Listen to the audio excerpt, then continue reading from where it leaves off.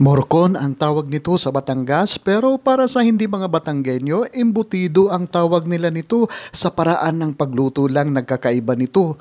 Tara, luto tayo! Hi, I'm Dance and this is my channel.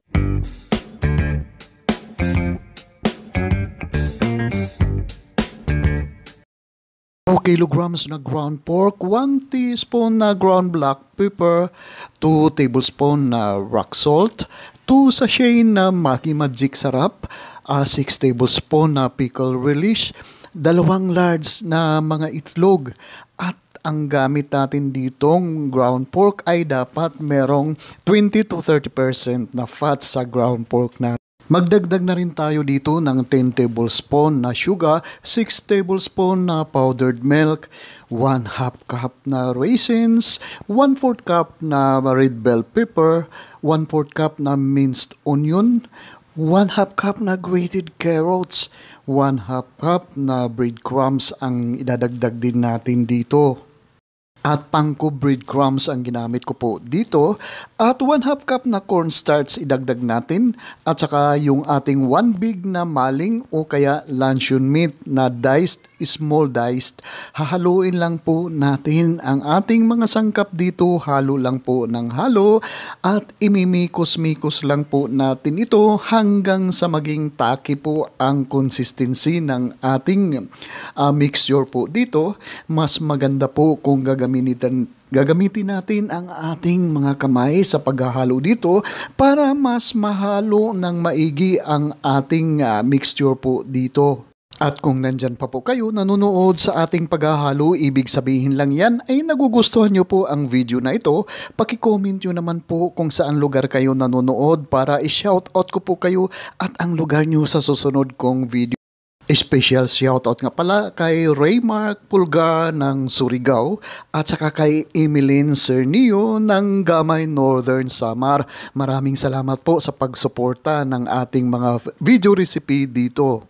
Ngayon naman po ay ibabalot na po natin ang ating Batangas style na embutido o kaya morcon. Ganito po ang ating pagbabalot.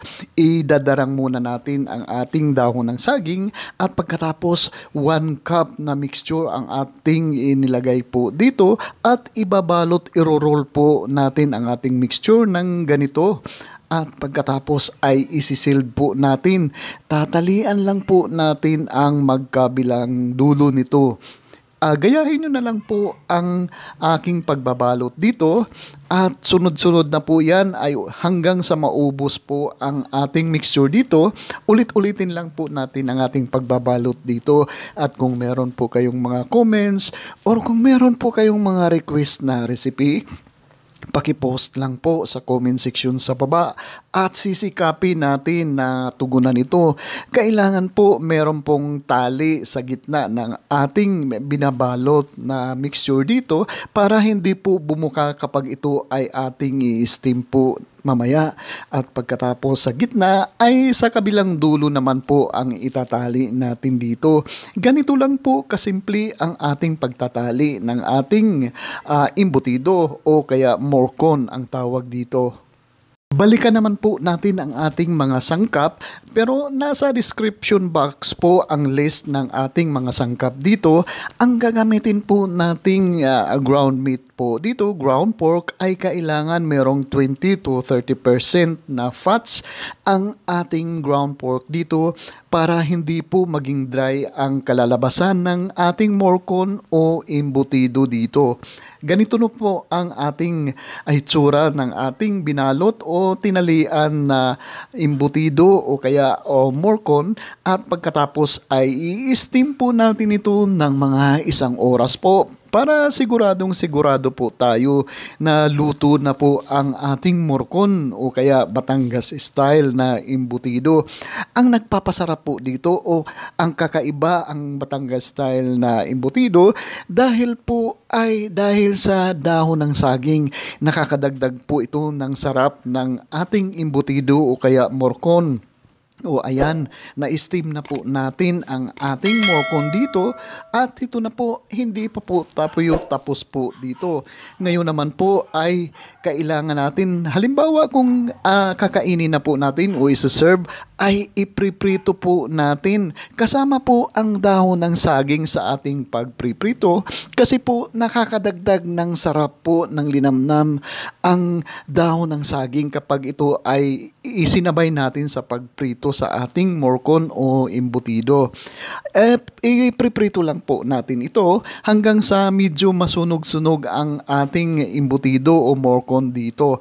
At pagkatapos po ay i-unwrap po natin ito at i-slice po natin ito kung ito ay ating isoserve na sa ating mga bisita.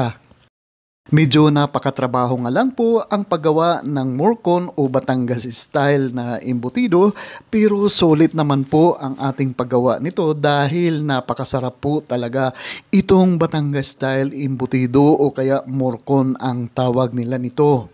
At kapag isa-serve na natin ito ay tanggalin lang po natin ang balot na dahon ng saging, i-unwrap po natin ang ating morcon o embutido dito o tingnan natin di ba naprito na ang ating morcon o embutido at saka i-slice po natin ito ng ganito at i-arrange natin sa isang platter at kailangan merong side dip po tayo kahit ketchup lang po ay pwede na.